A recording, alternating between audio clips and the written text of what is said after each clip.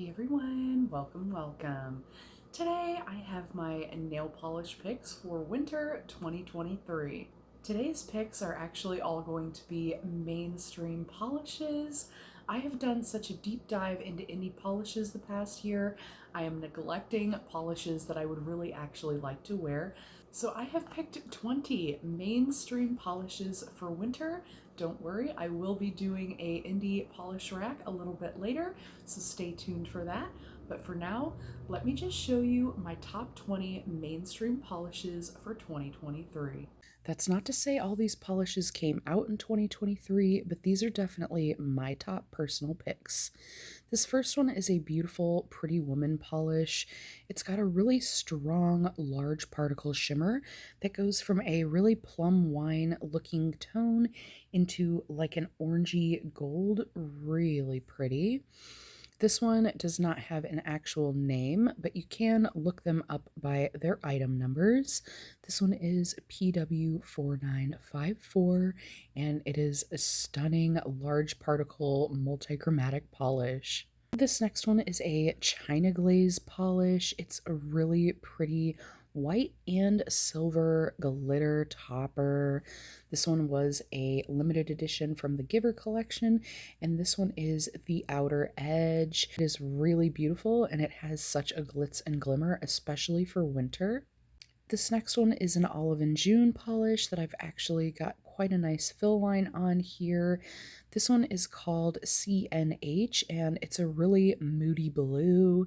It's like a dusty, creamy blue, but it's also got a hint of purple in there.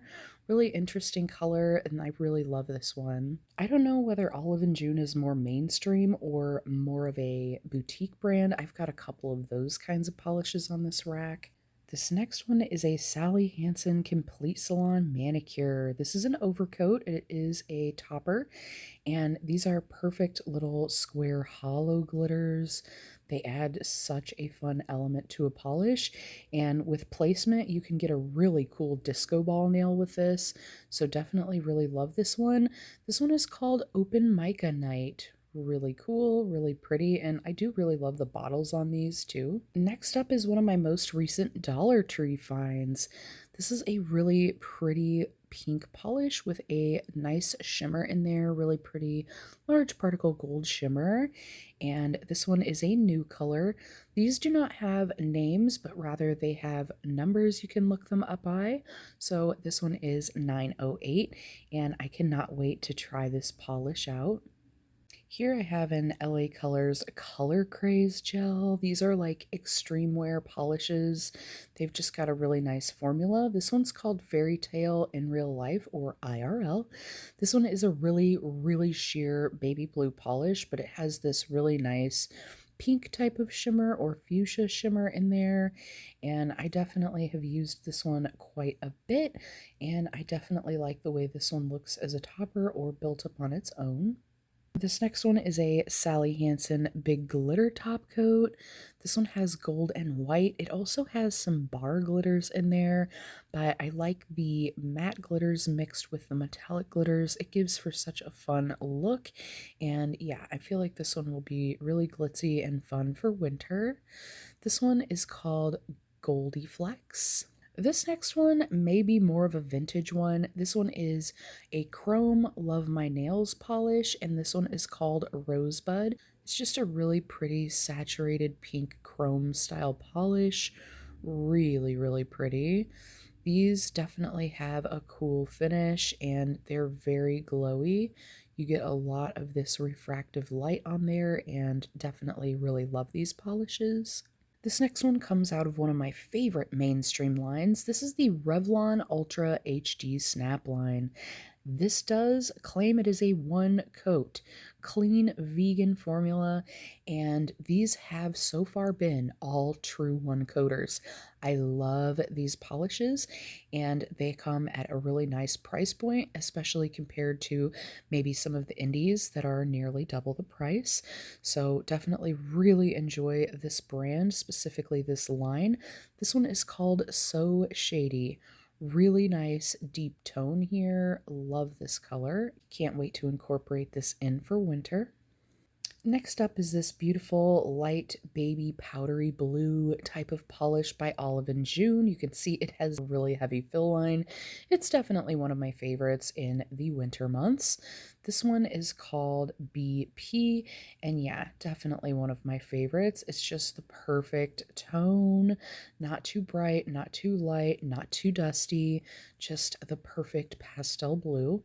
And I have another Pretty Woman polish here. This is another no name. This one is PW3493, and this one was a winter collection. This one is a green and gold. There is some larger particle, like silver glitters maybe in there.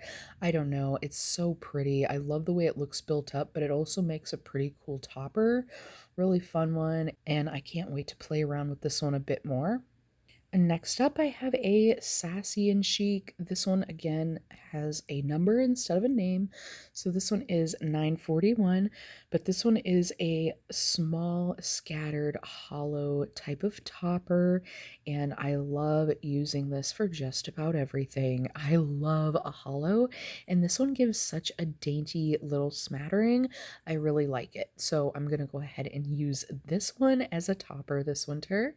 Next up, I have a little mini Essie. I love these pale pink tones, and this one is definitely one I want to try. I haven't tried this one yet.